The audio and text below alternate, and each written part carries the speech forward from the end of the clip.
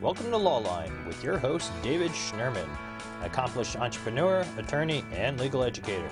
Each week, Lawline will bring you the most knowledgeable experts in the field of law, business, and education. And now we introduce our guest and our host, David Schnurman. Hello, I'm Kyle Robinson, and welcome to Lawline. Every company is trying to get an edge in today's competitive market. One way to do this is to develop a successful culture in which employees enjoy coming to work and they feel invested in the growth of the business. Today, we are fortunate enough to speak with Lawline.com CEO David Schnurman, whose company has won numerous awards for its culture. Most recently, Lawline.com was honored to receive the New York Enterprise Report for HR and Leadership. Welcome, David. Thanks for having me as a guest, Kyle. We're going to go over a lot of information today. We're going to talk about a company culture and things like that. But what I want to start with is, a lot of people don't know, I'm a Lawline employee, and I've been with Lawline for about a year now. And I can't imagine in Lawline.com without the culture it has today. So how did you get here today, and how important is the culture? So when we first started, so Lawline is the educational arm of the show. We do online education for attorneys. And we first started, it was just me. And you know, it's funny, when I started the company, there was one thing that I knew. It was, we build it up. You want to build it up an organization where people love what they do, and they love coming to work, and they love everything that it is, because you spend more time at the office than you do generally at home when you're spending 8, 10, 12-hour days. I want everyone to have the same feeling that I have, and I also worked at several other companies in the past. I was never able to get that. So I was always looking for that perfect job. And I sat down with my wife. I said, you know, I want the perfect job where I'm successful, I can make a lot of money, I save the world, and I do all that kind of stuff. Right. And we sat down and we realized, you know what, there's no such thing as the perfect job, but there is such thing as surrounding yourself with the right people. Because you can make any situation a good situation, or you can make it a negative situation.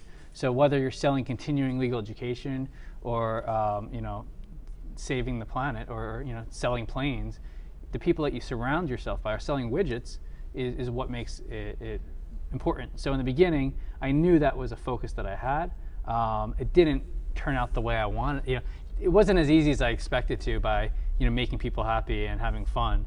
In the beginning, we definitely went through a lot of bumps in the road before we, you know, the past 6 years, until we've won this award a couple months ago. So there was a lot of bumps in the road that certainly I'm sure we can talk about. Right, but you didn't pick, you can't say, these are the core values we want to have. Isn't this something that everybody in the company was sort of already doing, right?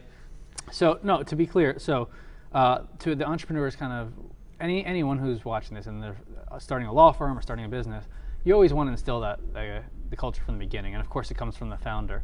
But a lot of things that I did from the beginning that I thought was a positive ended up kind of going backwards after a while. What I tried to do was make it a fun atmosphere, you know, have activities, you know, play games and do activities outside, and just have a culture where people enjoyed what they did, and just made it more laid back, dressed in jeans and t-shirts, kind of like the Google. And it worked well for the first year or so. People really enjoyed what they did. After the second year, what happened was we lacked the accountability, and so what it turned out was I was the spoke in the wheel. And whenever somebody had a question or an issue or a concern, it would always come back to me, because there was no accountability really set up, or no vested employees kind of built out there. They were all looking to me for the answers. And I realized at that point, it was about 2 years into it, well, while this is great, this is not going to build the enterprise that we're trying to do, because everything still revolves around you. And that's where I had to sit back and kind of re-advise kind of what we were doing. Right, and I think a part of that is hiring for culture. And let me just tell a little story on how I got a job at Lawline.com. I wasn't even looking for a job. I'm an attorney, and as an attorney, I was looking for CLE credit, continuing legal education credit, and so I was just going around Google how I could find this, and I ran into Lawline.com, and I just started reading about the company culture and things like that, and I was like, I have to be a part of this. And I think that was the biggest key thing on the difference with employees. People that are not just looking for a job, looking for, I don't want to say a career, but looking for something that they can believe in. And I think that's the biggest part. Well, you hit on a good point, and I think it's worth getting into.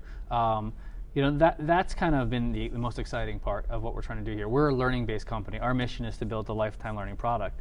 So you want to attract people who believe in that as well. In the beginning, you know, it all starts in the interviewing process, and it all starts with, you know, you're sitting down at a table like this, and I ask you, you know, what have you done? What are you trying to do? What are your strengths? What are your weaknesses? And in the beginning, it felt like we were kind of shooting by the hip because you didn't really have a structure. Right. The first big change that we made is we came up with our own assessments called LADES, actually, where we determine somebody, you know, their likability, how intelligent, how articulate, how driven, and how sociable we thought they were. And we came up with a score. And that helped us when we first met with somebody. If 4 or 5 people met with them, we could see, do they score into what we want them to be in terms of where our culture is. Another thing that we did early on was we realized that we needed to make the accountability. So what we had people start doing is emailing in the morning and at night what they were doing and what they accomplished that day. It's one of the things that's very, you know, it's overlooked a lot. You know, what did you accomplish that day? You know, you can go a week or two sometimes, you know, some organizations, or even longer, with somebody asking you, do you need help? What have you done? And the reason I'm talking about this in a culture conversation, if somebody doesn't have that direct structure to help them get through the day and the vision to see where they're going, it's hard to, you can't, without having that accountability, doesn't matter what kind of culture you're trying to create. And of course, we are trying to create a culture by design versus one where it just happens by having a lot of right people in place. So that was a really a good part when we started having people see what they were doing that day. And what happened was certain people rose to the top and certain people didn't, and we worked with those that didn't. And you know, when we were able to work with them and focus their days, it really, you know, excelled them to the next level. And I want to talk to you about working with people, because there's something that you believe in about energy in and energy out, about how much energy you're investing into a typical employee. We talked about that a little bit. Sure. So that's another thing, you know, what happens in most companies.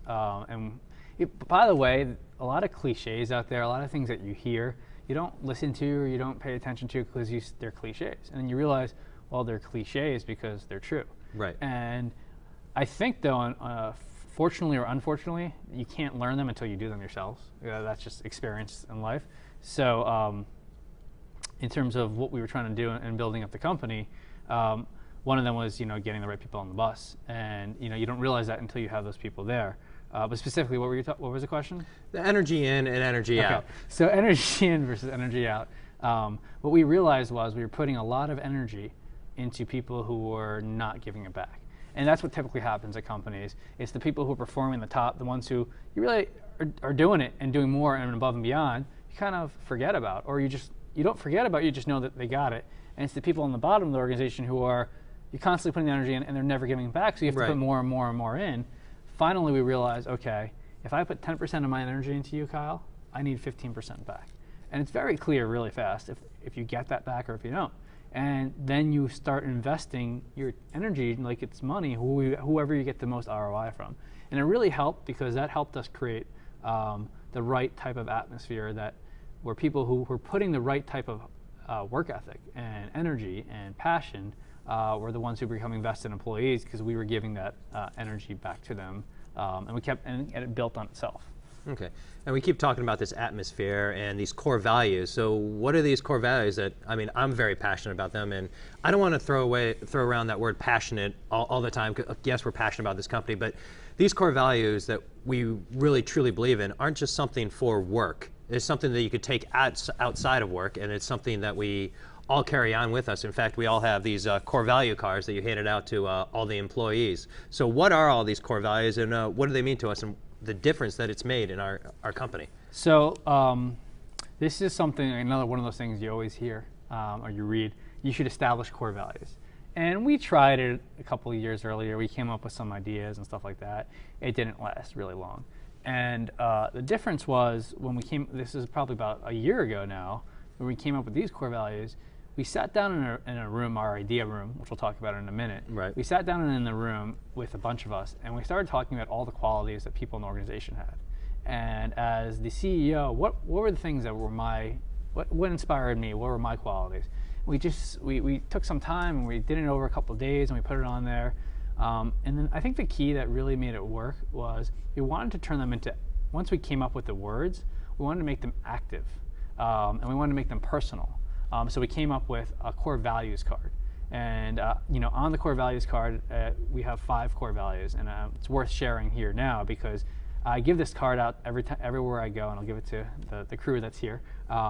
And every time I give it out, every so often you get that person who says, "Oh my God, this is exactly the card that I needed." Right. And on the card it says, "Every day I am," and the first one is actively learning, and seeking creative solutions, taking time to help others, exuding optimism, and driven to find a better way.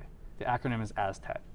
And we have designed our entire culture around these core values. These core values also, we have a core values newsletter. So once a month we send out a newsletter and put it on our culture blog, which we'll talk about in a second, where we talk about people who are exuding those core values or exuding optimism or whatever it is. And it's a lot of fun because there's a quote, I think it was from Thomas Edison, one comment of recognition can last 2 months. You give somebody the recognition that they deserve, it goes a long way. And it's a big part of creating the right type of culture. And of course, you mentioned it, you alluded to it when you were talking about yourself, is the culture blog. The reason for the culture blog is twofold. One, it allows, we have about 30 employees now, it allows everyone an outlet to show their personal side. And I can talk about what the articles that I'm writing on there about the marathon. And it allows us to show what we're doing in the daily huddles with the learning sessions in the morning.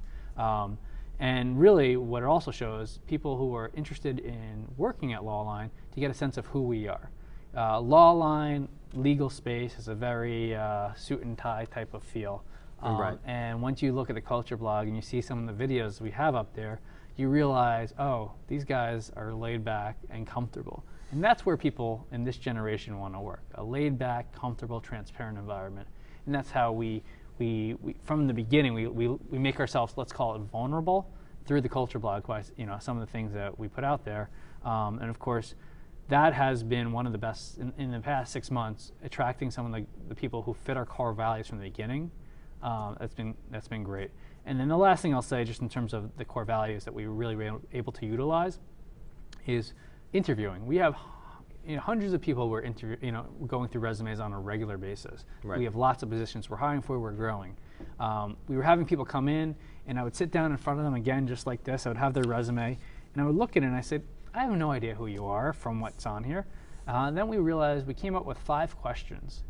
Each question answers one of the core values, and we had them answer it ahead of time on a survey.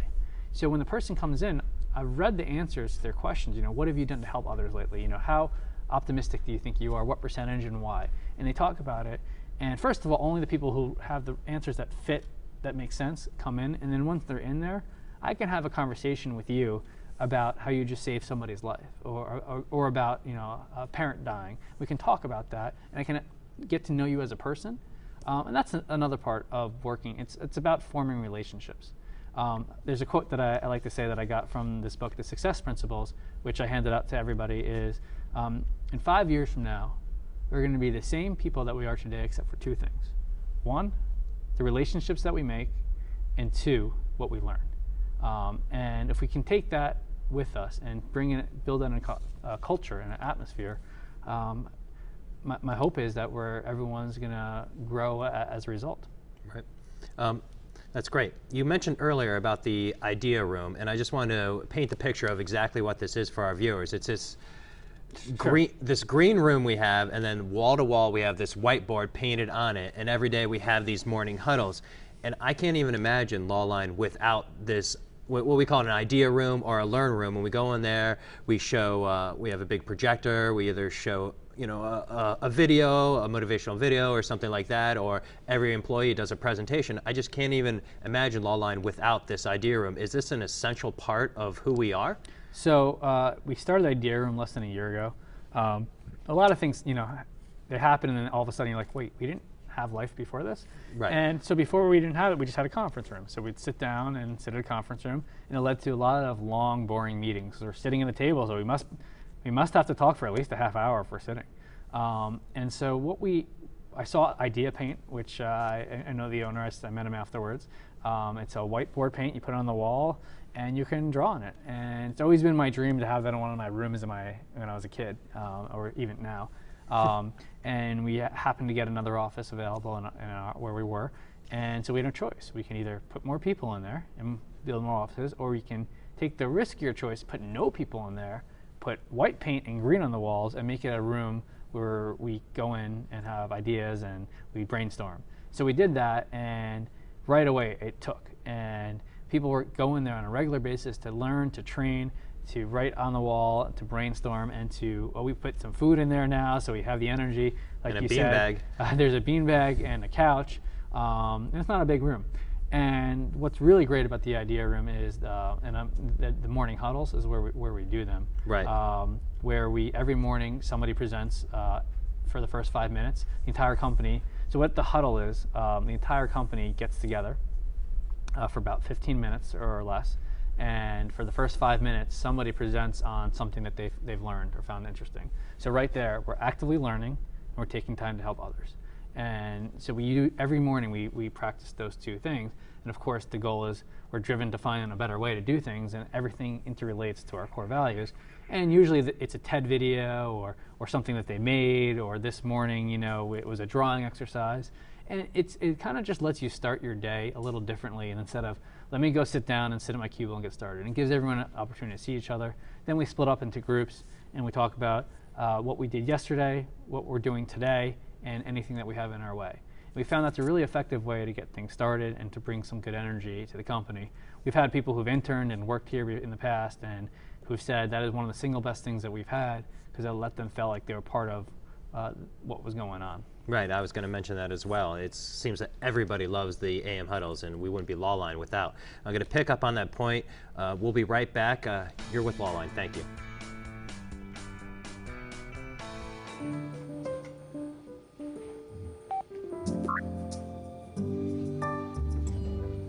I'm bored. I can go ride my bike. It may never be this easy to help your kids find balance, but you have more power than you know. For a free Parent's Handbook plus other resources, visit the We Can website. A message from the U.S. Department of Health and Human Services. Wrong way.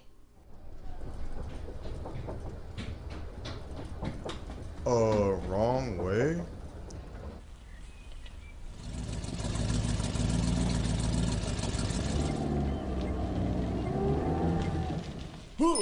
Wrong way!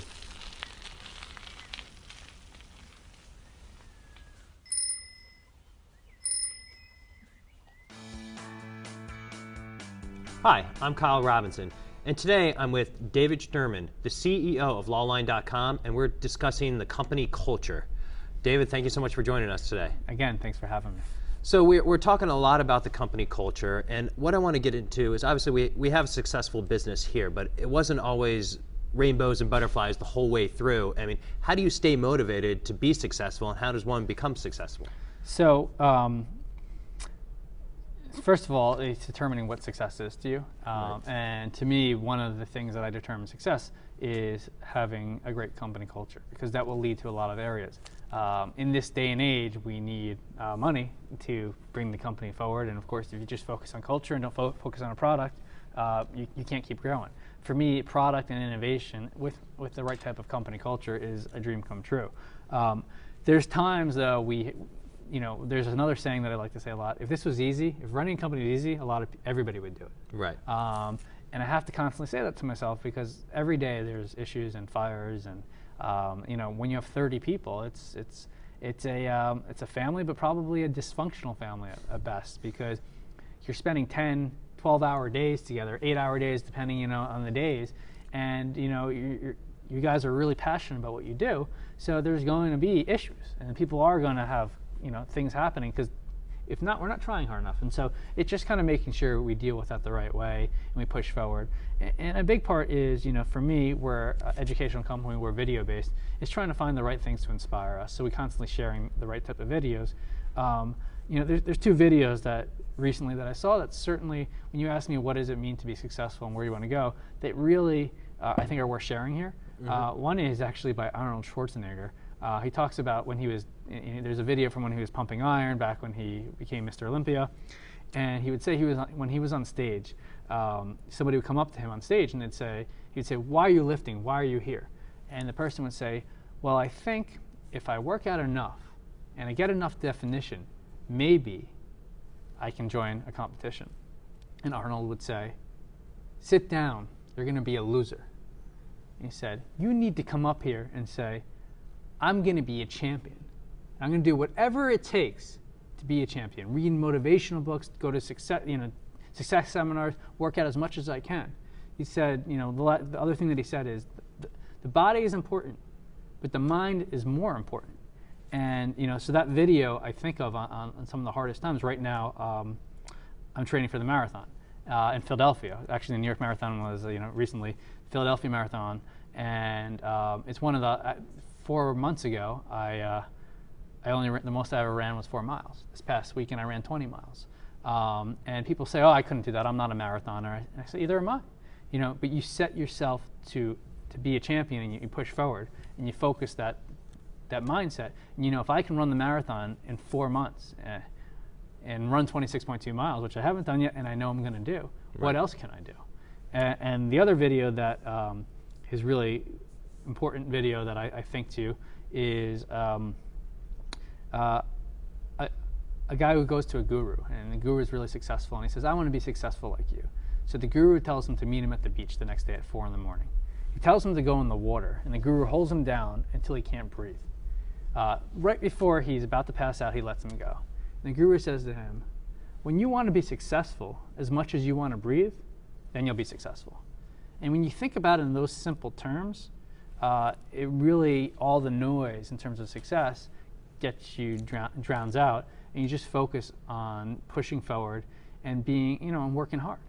Right, and I think the second story which you talked about, that's a very, very powerful tool that you can use to be motivated. I think you constantly have to be motivated. There's some quote that says, motivational speeches are like showers; they wear off. And Sean Stevenson said that. Right, exactly. And in order to stay motivated, you gotta keep yourself going and keep reminding yourself. So we're constantly watching these videos. Well, it goes back to culture. If you have 1 or 2 people or one person who doesn't buy into all this, and some people look at us and they say, "Oh my God, they're a cult," or whatever. Drinking the Kool-Aid. Yeah, drinking the Kool-Aid, and that's exactly what you want. You want people to look at you and say, "He's corny." He says he knows the core values backwards and forwards, and everybody, by the way, in the organization does, and that's what you want. When people start saying that, now you're getting somewhere. When you can get past that part, and certainly that's what we strive for, because there's so much busyness today. You go online, all of a sudden you forget why you went online because there's 7 different Facebook tweets coming out, or whatever you want to call them. So many things coming at you. You really need to have that all-encompassing bigger picture to get you through. And so the reason I wanted to come on and talk about this today is I find from talking to a lot of entrepreneurs and attorneys in law firms as well, a lot of people don't have a culture by design. They just have a culture by default. Right. It just happens, and sometimes it works out because you have the right people, but you really got to design it. And in a numbers standpoint, there's been lots of research done in this area, and Zappos is a good example. Mm-hmm. If you create a culture by design, the money will follow.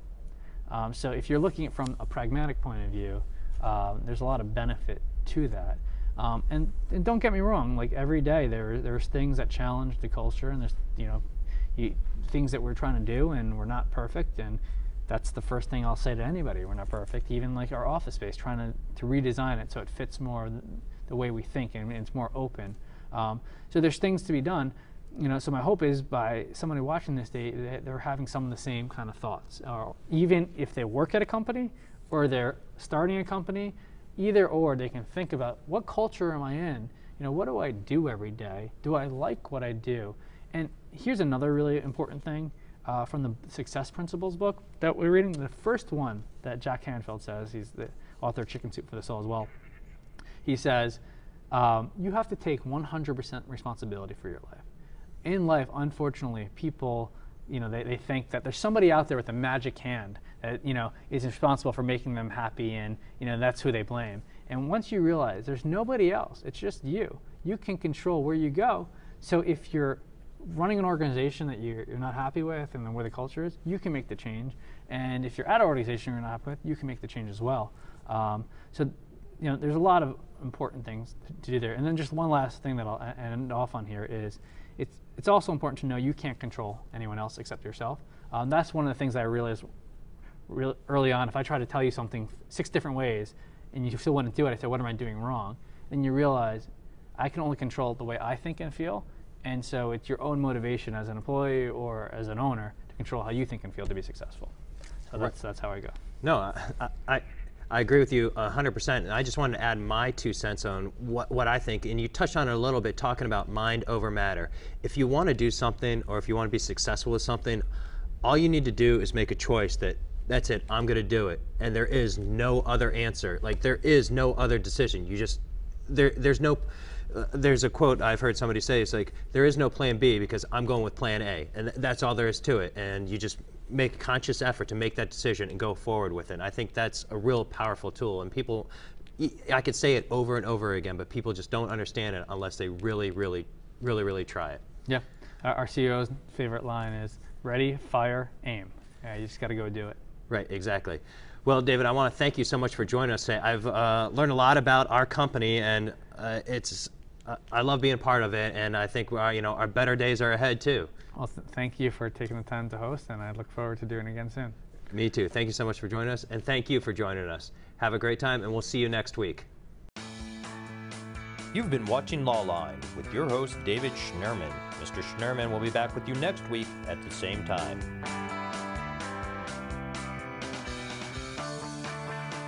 If you have any questions about this week's program, please send an email to info@lawline.com.